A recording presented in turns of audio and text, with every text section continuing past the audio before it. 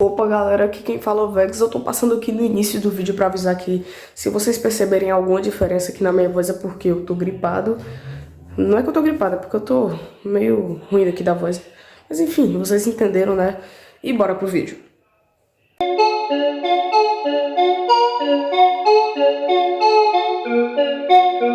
Residência Massacre.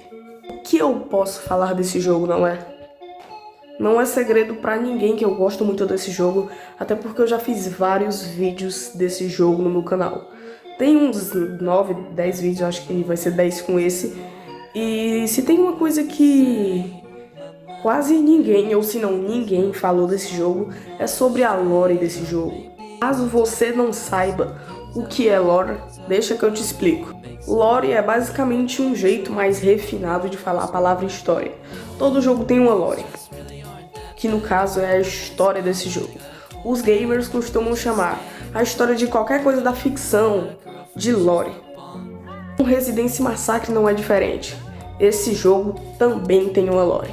E nesse vídeo vamos falar da lore de Residência Massacre. Ou pelo menos a lore de Residência Massacre do que sabemos até agora, com as informações do jogo até agora. Até porque o jogo não está completamente feito, e quando o jogo estiver completamente formado, eu faço um vídeo falando da parte 2 da lore, né? Porque eu vou contar essa parte 1 agora pra vocês. E depois que o jogo tiver mais atualizações, a história tiver um pouco mais contada, eu faço a parte 2 pra vocês. Mas por enquanto, fiquem com a parte 1. Pra mim, a lore de Residência Massacre, boa parte da lore sai daquela fábrica, que no caso é onde teve derramamento químico e veio as anomalias. E para mim, a parte mais interessante da lore desse jogo é os minigames. Mais especificamente, os minigames do Mansion, Incident e Spirit Helper, que na verdade são os únicos minigames desse jogo. Até agora, o único que foi confirmado que faz parte da lore do jogo é o Mansion Incident. E mais pra frente eu vou contar isso. Mas por enquanto, vamos aos acontecimentos cronológicos desse jogo.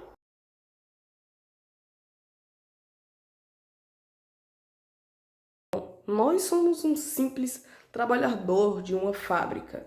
E em um dia qualquer, depois de um longo dia de trabalho, nós saímos da fábrica e vamos à nossa casa. Mas quando a gente chega em casa, a gente simplesmente decide ver as notícias do rádio depois de um dia longo e cansativo.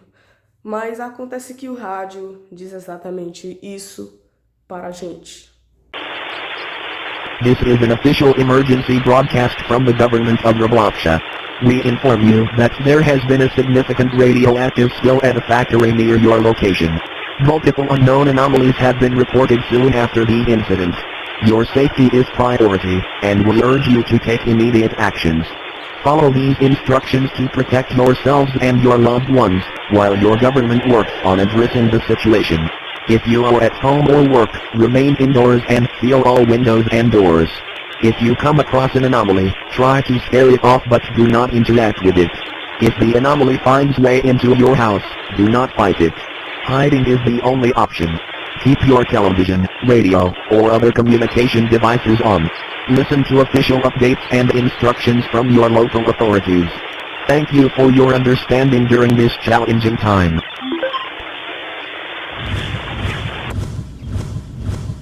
Isso mesmo, teve um derramamento químico na fábrica que a gente trabalha e várias anomalias foram reportadas. Com isso, decidimos barricar nossas casas e nos proteger das anomalias. Ao decorrer da noite, essas anomalias vão aparecendo na nossa janela. E para a gente tirar ela da nossa janela, temos que apertar a luz mais próxima de lá, pois elas têm medo de luz. Como o ar está cheio de radiação, nós precisamos encher o oxigênio para liberar ar limpo para a nossa casa. E caso a gente não enche o oxigênio, a gente morre. Bom, a gente precisa fazer isso até às 6 horas da manhã. E quando a gente faz isso até às 6 horas da manhã, a noite acaba. Antes de eu pular para a noite 2, eu preciso falar de uma coisa muito importante que faz parte da lore do jogo. Lembra que eu falei do Spirit Helper? Bom, às 3 horas da manhã nós escutamos um barulho de um fantasma. E quando vamos checar, é um fantasma que está atrás de um poste de luz que fica à frente da nossa casa. Esse fantasma pergunta se a gente quer ajudar ele e tal. E a gente tem que dizer sim e não. Caso a gente diga não, a gente continua a sobreviver à noite. E caso a gente diga sim, nós somos teleportados para um minigame. Após sermos teleportados para o minigame, vemos a parede. E essa parede tem uns símbolos. Esses símbolos mostram lâmpada mais urso é igual a feliz. Nesse minigame, vários monstros vão aparecendo em lugares da casa. E quando esses monstros aparecem, temos que se esconder debaixo da cama. E se a gente ouvir algum barulho deles saindo, de passos, de tubulação fechando, ou visualmente de eles saindo, nós saímos da cama. E também temos que cuidar da nossa sanidade. E lembra que eu falei de lâmpada mais urso é igual a feliz? Então, para a gente ficar com sanidade boa, a gente tem que usar essa lâmpada e esse urso para deixar nossa sanidade boa. E temos que, fazendo isso até às 6 horas da manhã, nós vencemos. Mas, quando dá 6 horas da manhã, vamos para a nossa cama, mas esse monstro, infelizmente, mata a gente. E aparece uma mensagem do fantasma dizendo obrigado por a gente libertar a alma desse fantasma. Esse Spirit Help, ele também faz parte da lore do jogo, ou eu creio eu, né? Assim como o Mansion Incident, que eu ainda vou falar mais pra frente, faz parte da lore do jogo. Bom, eu creio que o Thea, em algum momento, fale do Spirit Helper. Mas ainda não temos nada para agora, no momento que eu estou gravando esse vídeo. O Spirit Helper é só um minigame qualquer. Voltando para a noite 1, após sobrevivermos às 6 da manhã, alguém bate na porta. E quando vamos checar, vemos o correio e parece que alguém mandou uma mensagem para a gente para irmos para a fábrica onde a gente trabalha. Ao chegar lá, escutamos um rádio e ele fala mais coisas do tipo que lá a fábrica está com falta de trabalhadores e a gente vai ter que cuidar de lá. Vemos o rádio, vemos as instruções do que temos que fazer e olhamos a fábrica, mas se deparamos com um dos nossos colegas de trabalho, que ele não tem nome confirmado, mas a gente só chama ele de Worker. Ele fica repetindo frases em looping e a gente deixa ele lá e só sobrevive à noite mesmo. Nós sobrevivemos à noite e temos que lidar com 3 anomalias. Uma que fica no teto e temos que espantar ela com um rádio. Outra que aparece nos holofotes e temos que espantar ela com um quadradinho branco. E outra que aparece do nada atrás de você e a gente retarda ela com uma luz UV que a gente compra no delivery. Ao decorrer da noite vão caindo raios na torre e temos que consertar, pois assim vamos usar o rádio para espantar a anomalia do teto. E também a luz da fábrica vai acabando. Por isso temos que pegar uma bateriazinha e colocar no gerador de bateria, senão a gente fica sem luz e não conseguimos espantar a anomalia dos holofotes. Fazendo isso até às 6 horas da manhã, chamamos o nosso colega de trabalho, vamos ao carro e escutamos uma mensagem do rádio. Esta mensagem fala para a gente ir para um acampamento que o governo separou para nós. E bom, ligamos nosso carro e simplesmente vamos para esse acampamento e não ficamos mais naquela fábrica. Lembra que eu ia falar do Mansion Incident? Pois bom, aqui está a hora de falar do Mansion Incident. Às 3 horas da manhã, nós escutamos um barulho de um fantasma novamente. Quando vamos checar, é um fantasma de chapéu que parece bastante com um dos nossos colegas de trabalho. Mas mais pra frente eu falo sobre isso. Esse fantasma fala algumas coisas que no momento que eu tô fazendo agora o vídeo eu não lembro. Mas é isso aí, ele fala umas coisas pra gente, a gente tem que fazer a mesma coisa do Spirit Helper. A gente tem que aceitar a proposta dele e vamos lá. Quando aceitamos a proposta dele, nós somos novamente teleportados para um minigame. E nesse minigame somos teleportados para uma mansão. Agora a mansão tem uma coisa aqui que é interessante. Nessa mansão tem cartas escritas pelo próprio carinha da mansão, que no momento que eu estou gravando agora eu não lembro o que ele diz, mas se vocês quiserem ler melhor aí, pausa um vídeo que eu vou deixar aí na tela, beleza? Bom, como está na época de Halloween, nós pegamos uma caixa de doces, um saco de doces, e colocamos numa tigela. E de vez em quando vem crianças na porta falando gostosuras ou travessuras. Mas se lembra da carta que eu falei? Essas cartas estavam escrito que eles estavam vendo coisas naquela fábrica e que a cada dia ele estava vendo mais e mais daquelas coisas e ele estava ficando preocupado. Então, bom, essas coisas que eu estou falando, elas aparecem. E para espantar elas, nós pegamos a nossa lanterna que temos em mão e tacamos na cara dela. Bom, ao decorrer da noite, preste bastante atenção, pois quando alguém bate na porta, pode ser um monstro lá. E se nós abrimos na porta com esse monstro lá, esse monstro mata a gente. Mas, bom, tem um jeito de saber.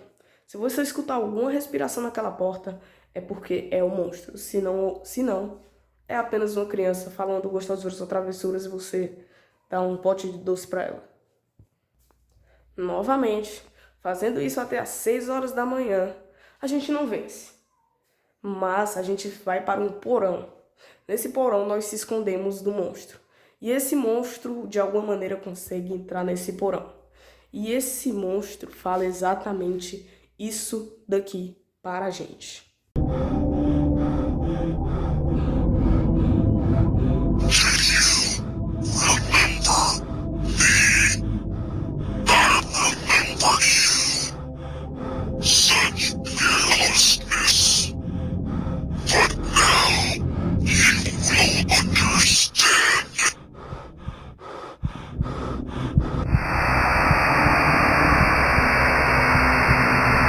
Como se o monstro e esse cara tivessem algum passado, mas que a gente ainda não sabe dessa história no jogo, pois ainda não foi contado e provavelmente nos capítulos mais pra frente isso será contado no jogo em si.